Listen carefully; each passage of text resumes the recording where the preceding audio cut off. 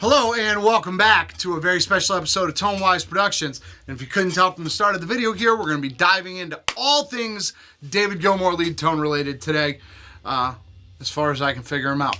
So let's get started.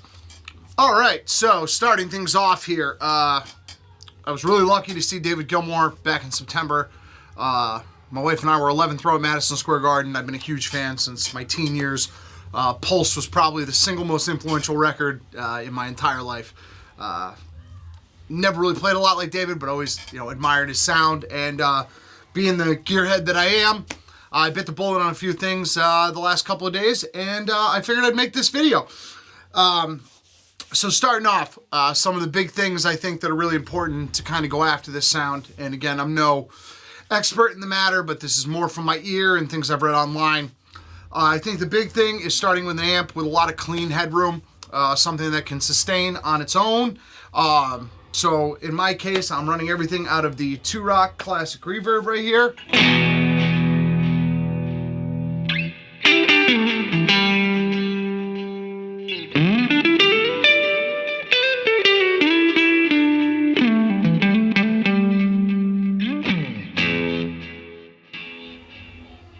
Now, you'll hear the delay and the reverb. That's all on the aux box computers over there. I'm not shutting it off at the moment. I will put those settings up on the screen when we talk about them later. Now, when he gets into talking about the lead tone here, and I'm specifically just looking at the lead tone, he's got so many sounds and a rack full of effects. It's really tough to pin down all the minutia. There's people who do it far better than me. I just picked up a tube driver, which I feel is a massive part of the sound. You can see here on the floor.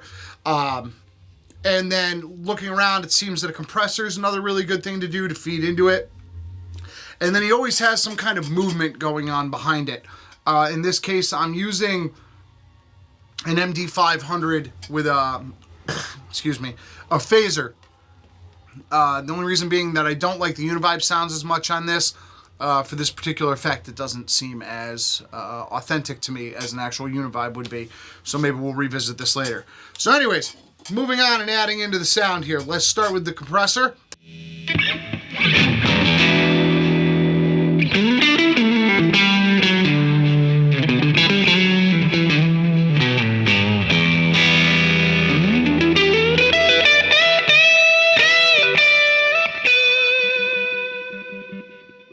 As you can tell, evening out the sound, we're getting a lot more sustain.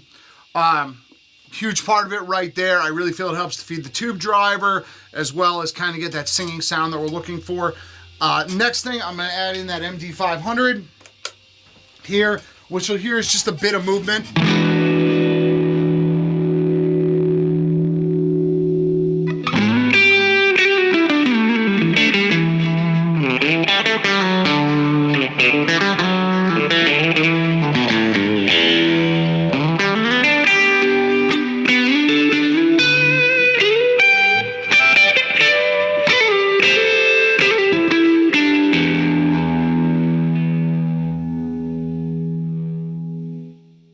And longer runs, I really find that adding in the phaser on top of that really gives some nice movement under the solo that's more felt than heard because it's so subtle in the mix.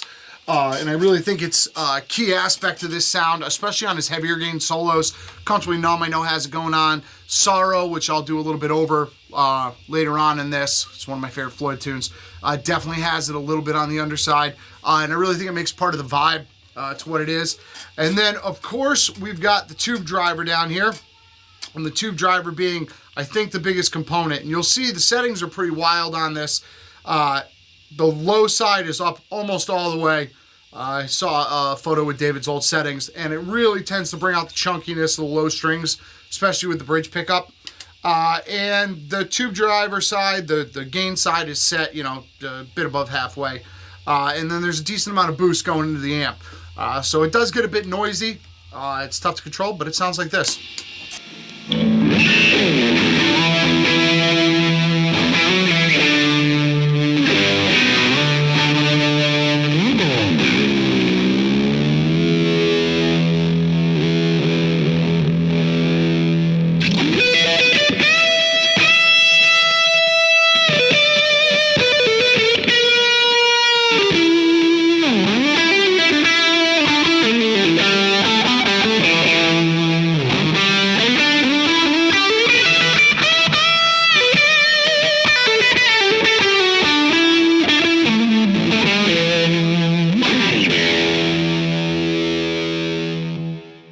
Which I mean is just, I didn't know what to expect when I bought one. They're killer. They're so awesome. Really tough to control, but just really, really cool pedals. I'll take a moment to show the aux box settings right now. There's a little compression going on, which looks a little like this. And then there's a little reverb going on, which looks a little like this.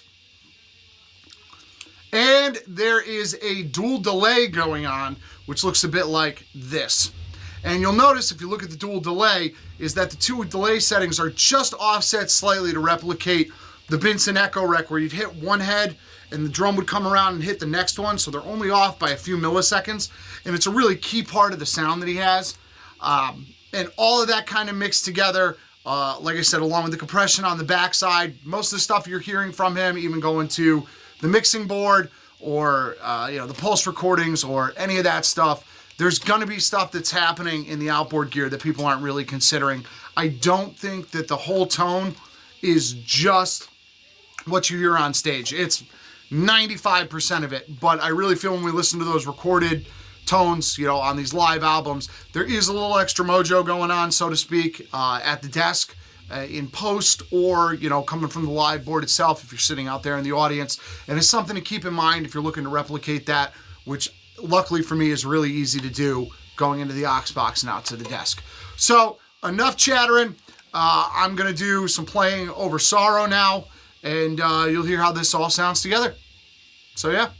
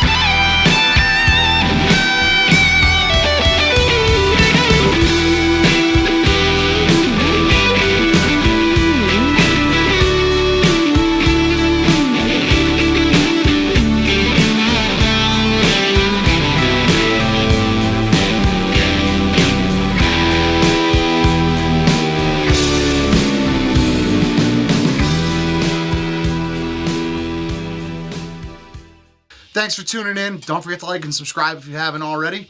And thanks for watching.